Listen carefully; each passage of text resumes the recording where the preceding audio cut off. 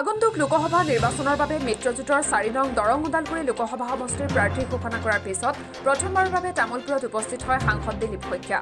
তামুলপুৰ জিলা সদৰস্থ মটঙাপাৰৰ ৰাজহুৱা উদ্যানত অনুষ্ঠিত কৰা ৰাজহুৱা সভাত বিজেপি, UPPL আৰু অগপৰ কাৰ্যকৰ্তাসকলে উষ্ম আদৰণি জনায় সাংসদগৰাকীক। উক্ত আদৰণি সভাত বিজেপি দলৰ তামুলপুৰ জিলাৰ সভাপতি ভিক্টৰ কুমাৰ দাস, UPPL দলৰ জিলা সভাপতি তথা বিধায়ক জলেন দৈমাৰী, অসম গণ পৰিষদৰ সভাপতি মহেশ্বৰ ৰাভা সহিতে মিত্ৰজোঁটৰ তিনিওটা দলৰ দলীয় কৰ্মীসকল উপস্থিত আছিল।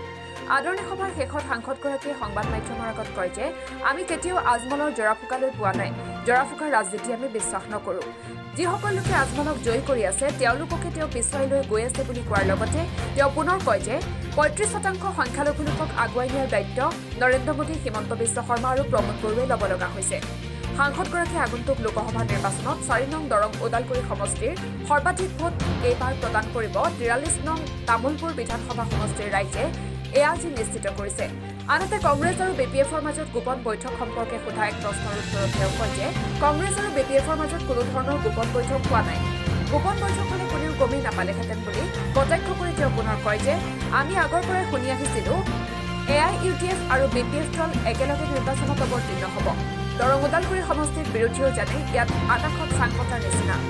সাংসদগৰাকীয়ে দাবী কৰে যে প্ৰত্যক্ষ প্ৰতিদ্বন্দ্বিতা হ'লেও 3 লাখ ভোটত NDA সমৰ্থিত প্ৰাৰ্থী জিকিব আৰু যদি 3-কোণীয়া প্ৰতিযোগিতা হয় তেন্তে বিজেপিয়ে 4/5 লাখ ভোটত জয়ী হ'ব। বিৰোধীয়ে 15টা ৰাজনৈতিক দলে একেলগ হোৱাৰ নাটক কৰি ৰাইজক কেৱল বিভ্ৰান্তিৰ সৃষ্টি কৰিছে। তেওঁলোকৰ 15জন বিধায়কে নাই, 15জন পঞ্চায়তৰ সদস্যই নাই, 15টা ৱাৰ্ড মেম্বাৰো নাই। বিৰোধীয়ে মোদীক যিমানেই গালি নাপাৰক কিয় ৰাইজে পুনৰবাৰ মোদীকে প্ৰধানমন্ত্ৰী বনাব বুলি সাংসদগৰাকীয়ে দাবী উত্থাপন কৰে। লগতে তেওঁ কয় যে BTRত এতিয়া শান্তি ঘূৰি আহিছে। কেন্দ্ৰত প্ৰধানমন্ত্ৰী, ৰাজ্যত মুখ্যমন্ত্ৰী হিমন্ত বিশ্ব শৰ্মা থকালৈকে BTRত UPPL, BJPৰ চৰকাৰ বহুদিনলৈ স্থায়ী ৰূপত থাকি যাব।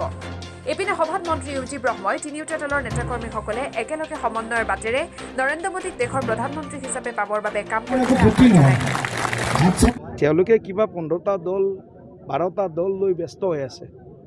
গতিকে তেওঁলোকে আচলতে 15টা দলৰ 15জন বিধায়কেই নাই, 15জন জিলা পৰিষদৰ সদস্য নাই, 15জন আঞ্চলিক পঞ্চায়তৰ সদস্য নাই, প্ৰেচিডেণ্ট নাই, 15টা ৱাৰ্ড মেম্বাৰ নাই। গতিকে 15টা ৰাজনৈতিক দল একলগ হৈ এই ৰাইজক এটা বিভ্ৰান্ত কৰাৰ প্ৰয়াস কৰিছে যে আমি 15টা দল একলগ হৈ আছোঁ। 15টা দলৰ ভোট তামোলপুৰত 15টা দলৰ কেইটা দলৰ অস্তিত্ব আছে? আপোনালোকক সুধিছোঁ মই, আপোনালোক সাংবাদিক যিহেতু আপোনালোক দিনে ৰাতি ঘূৰি ফুৰে, ইয়াতে কংগ্ৰেছৰ কি অস্তিত্ব আছে তামোলপুৰত? ইয়াত আপৰ কি অস্তিত্ব আছে তামোলপুৰত? ইয়াত AJPৰ কি অস্তিত্ব আছে তামোলপুৰত? সমাজবাদী পাৰ্টিৰ কি অস্তিত্ব আছে তামোলপুৰত? পূৰ্বাঞ্চলীয় লোক পৰিষদৰ কি অস্তিত্ব আছে তামোলপুৰত? আপোনালোকে কওক, 15টা দলৰ অস্তিত্ব কাৰ আছে? গতিকে এনেকুৱাই কথা, তামোলপুৰত যেনেকুৱা বাকীবিলাকতো তেনেকুৱাই। जो कुआ में है वो बाल्टी में आएगा। कुआत যদি খোলা পানী আছে, বেয়া পানী আছে, উঠাই অনা বাল্টিংটোত সেই পানীয়ে ওলাব। গতিকে তেওঁলোকৰ এতিয়া ভাল চফা পৰিষ্কাৰ পানী তেওঁলোকৰ কুৱাত নাই। লেতেৰা, চিন্তাৰ লেতেৰা আৰু কেৱল মোদী ডাঙৰীয়াক পৰাভূত কৰাৰ তেওঁলোকৰ যিটো একদম নিকৃষ্ট মানসিকতা, সেই কথাটো ৰাইজে বুজি পাইছে আৰু ৰাইজে সেইকাৰণে সিদ্ধান্ত লৈছে যে এওঁলোকে যিমানেই মুৰিদাৰীক গালি নাপাৰক কিয় তাত জবাবত কৰি বেছি ভোট, বেছি সমৰ্থন এইবাৰ আমি আকৌ মোদী ডাঙৰীয়াক দিম। শেষ কথা ছাৰ, শেহতীয়াকৈ জৰাফুকাৰ ৰাজনীতি এটা হয় ADFৰ জানে, কিন্তু যিখন বিধায়ক উত্থাপন হৈছে বিধায়কখন আহিলে আজমলে কৈছে যে মই জৰাফুকা বাদ দিম, কি ক'ব ছাৰ? চাওক, এইবিলাক কথা আমিতো কেতিয়াও জৰাফুকা, আজমলৰ জৰাফুকাৰ পানী লৈ পোৱা নাই, বহুতে লৈ পোৱা নাই। আজমল ডাঙৰীয়া নিশ্চিতভাৱে তেখেত এজন শক্তিশালী ৰাজনীতিবিদ, কাৰণ 3বাৰকৈ তেওঁ লোকসভাৰ সাংসদ হৈছে। গতিকে মই ভাবোঁ ৰাইজৰ কাম কৰিলে জৰাফুকা বাদ দি এই হস্পিটাল খুলিব লাগিব। ৰাইজৰ এই জৰাফুকা বাদ দি দুখীয়া মানুহক অন্নদান কৰিব লাগিব, দুখীয়া মানুহক জল দান কৰিব লাগিব, দুখীয়া মানুহক গৃহদান কৰিব লাগিব। জৰাফুকাৰ ৰাজনীতি ভাৰতবৰ্ষত বা অসমত আমি বিশ্বাস নকৰোঁ আৰু জৰাফুকা ৰাজনীতিত যিসকল বিশ্বাস কৰি ইমান দিনে বদৰুদ্দিন আজমলক জিকাই আছে সেই জৰাফুকাৰ ৰাজনীতিৰ খনিকৰজনে সেইসকল মানুহকেই কিন্তু বঞ্চিত কৰি আছে, সেইসকল মানুহকেই কিন্তু পিছলৈ লৈ গৈ আছে, আগলৈ আগবঢ়াই আনিব পৰা নাই। 35% সংখ্যালঘু মানুহক উন্নয়নৰ মুখলৈ লৈ যোৱাৰ দায়িত্ব নৰেন্দ্ৰ মোদী ডাঙৰীয়া, ডক্টৰ হিমন্ত বিশ্ব শৰ্মা ডাঙৰীয়া আৰু প্ৰমোদ বড়ো ডাঙৰীয়া ল'ব লগা হৈছে। 35% আমাৰ সংখ্যালঘু ভাই ভনীসকলৰ উন্নয়নৰ দায়িত্ব তেওঁলোকে নল'লে, তেওঁলোকে ভৰিৰে তেওঁলোকৰ অধিকাৰ প্ৰাপক তেওঁলোকে মোহাৰি পেলাইছিল। আৰু আমি আজি ভাৰতীয় জনতা পাৰ্টীয়ে সেই 35%ৰো দায়িত্ব লৈছোঁ আৰু সবকা সাথ সবকা বিকাশ এই ৰাজনীতিৰে, সবকা বিশ্বাস এই ৰাজনীতিৰে আমি আমাৰ দেশখন পৰিচালিত কৰিছোঁ। যেহেতু তামোলপুৰখন পূৰ্বে কোকৰাঝাৰত আছিলে আৰু নতুনকৈ এতিয়া দৰং ওদালগুৰিত সোমাইছে, একাংশ ভোটাৰে ক'ব বিচাৰে যে পূৰ্বৰ সাংসদগৰাকীক লৈ তেওঁলোকে সুখী নহয়, গতিকে আপুনি নতুনকৈ যিহেতু এইবাৰ তেওঁলোকৰ কাষলৈ যাব, কেনেধৰণৰ প্ৰতিশ্ৰুতি আপোনাৰ থাকিব, কি ধৰণে আগবাঢ়িব? চাওক, এতিয়া ৰাজনীতিত এই আগৰ নিচিনা দিন হৈ থকা নাই। পৰম্পৰাগত ৰাজনীতিৰ এতিয়া দিন উকলিছে। এতিয়া যুগানুকূল ৰাজনীতিৰ দিন। ক'ৰবাত যদি দলংখন লাগে, দলংখনক দিম বুলি ক'বহে লাগিব। দলংখনৰ জেগাত যদি এখন কলেজ দিম বুলি কয়, তে কলেজখন হয়তো প্ৰয়োজন নাই, দলংখনৰ প্ৰয়োজন আছে। গতিকে এতিয়া যুগানুকূল ৰাজনীতি কৰাৰ সময়। আগত যি হৈ গ'ল 2টা টাৰ্ম, সেই ভুল মই ভাবোঁ কোকৰাঝাৰ সমষ্টিবাসীয়েও নকৰে আৰু কোকৰাঝাৰ লোকসভাৰ সমষ্টিৰ অন্তৰ্গত এই তামোলপুৰ বিধানসভা সমষ্টিবাসী ভোটাৰ ৰাইজেও নকৰে। তেওঁলোকেও তেওঁলোকৰ বিবেকৰ জৰিয়তে এটা উচিত ৰাজনৈতিক পৰিপক্ক সিদ্ধান্ত গ্ৰহণ কৰিব।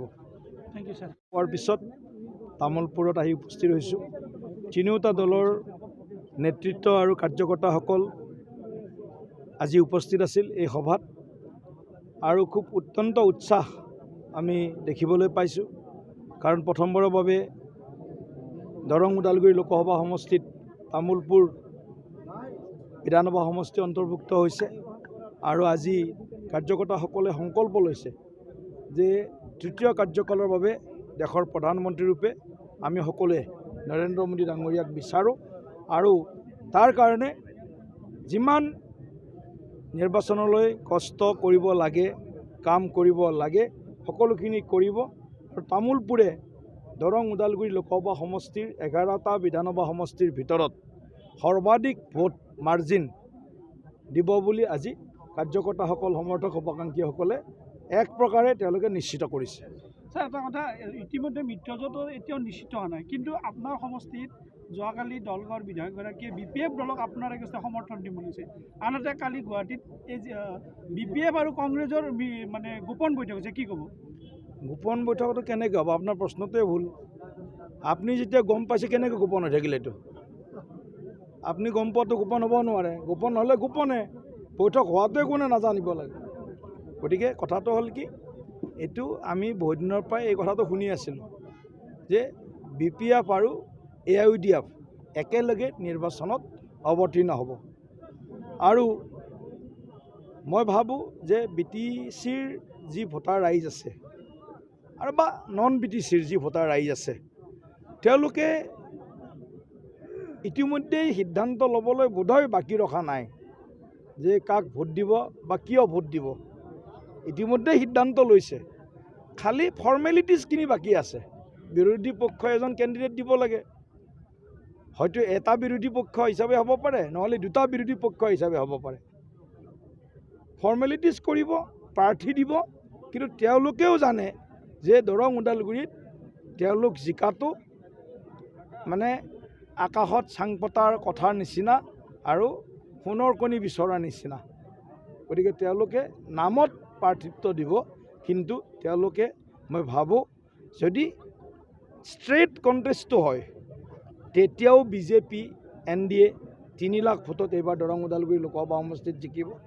আৰু যদি ট্ৰাই কৰ্ণাৰ কণ্টেষ্টটো হয়, 3-কোণীয়া প্ৰতিদ্বন্দ্বিতাও হয়, তেতিয়াহ'লে BJP ইয়াত প্ৰায় 4.5-5 লাখ ভোটত দৰং ওদালগুৰি লোকসভা সমষ্টিত BJP জিকিবলৈ সক্ষম হ'ব। সামগ্ৰিকভাৱে ছাৰ আমাৰ চুগাৰ কণ্ট্ৰল হ'ব আৰু আমাৰ ডায়েবেটিছৰ কণ্ট্ৰল হ'ব আৰু সৰু সুৰা বেমাৰবিলাকো আমাৰ লাহে লাহে নাইকিয়া হ'ব। অমৃত প্ৰবাহ অসমীয়া সাপ্তাহিক কাকতৰ ডিজিটেল সংস্কৰণ অমৃত নিউজ, সত্যৰ সন্ধানত অমৃত নিউজ।